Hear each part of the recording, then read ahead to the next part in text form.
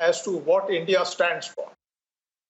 Firstly, it enhances the morale of our men who are located and positioned there in Ladakh in a critical area, and it also encourages them to know that the whole country is with them. I think that was one of the main features of the talk of Honorable Prime Minister, that he said that he invoked the, the courage, the sacrifice, and the commitment of the armed forces for all these years that we have been independent, and before that also, towards maintaining and protecting the territorial integrity of our country and our sovereignty. And the whole country is behind them when they face these challenges. As far as China is concerned, I think what they started with as a ruse in Galwan Valley, I think misfired. And what they got in return is a message that they will carry all through while they are here. The third point is that the way this visit has been formulated, it has come at a very opportune time. 3 sets of talks have taken place. We haven't seen much movement and disengagement as yet after the third talks. There were attempts to deceive and deceitful activities by which they were wanting to change the status quo, and it did not succeed so much, except for an odd area here and there, that the troops who are standing guard in Ladakh are not going to allow the Chinese to bully us. And the third point is that all the smaller nations who have been at the wrong end of the stick as far as China is concerned are also watching what India is doing. And it should give them a big heart to know that one can stand up to China's tricks, and if we are all together in it, we will not allow them to succeed. I think that has been the main feature of the Prime Minister's visit.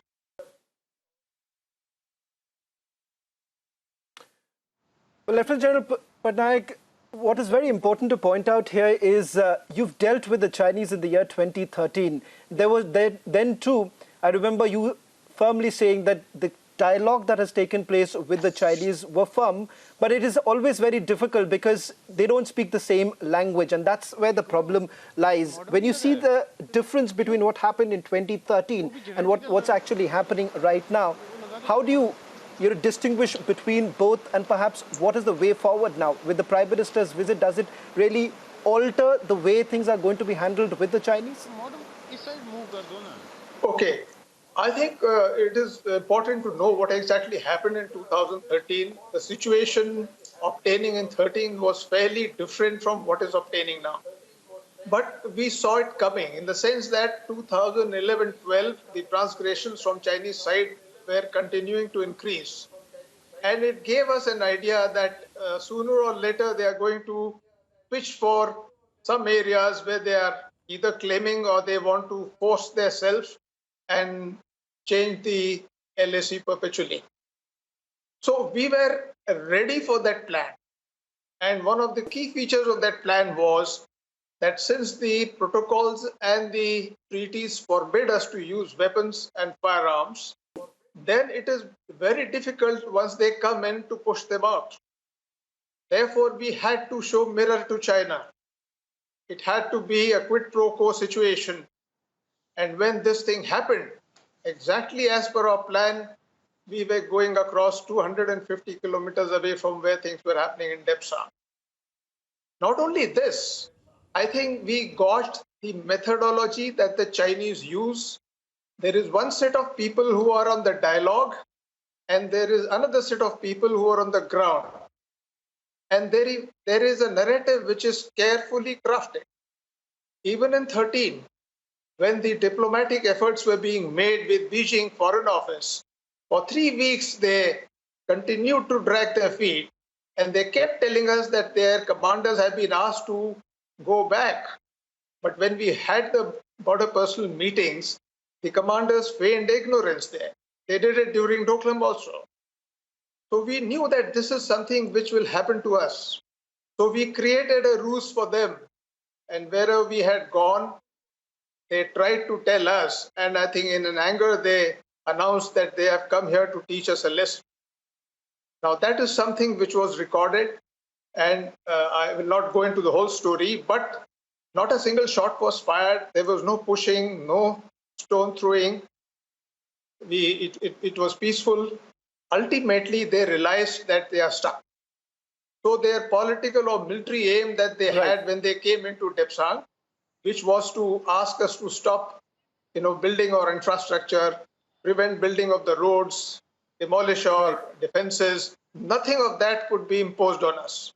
And they had to go back. The situation today is different. I think Chinese understand that we are capable of doing the other way. So this time the intrusions have been multiple.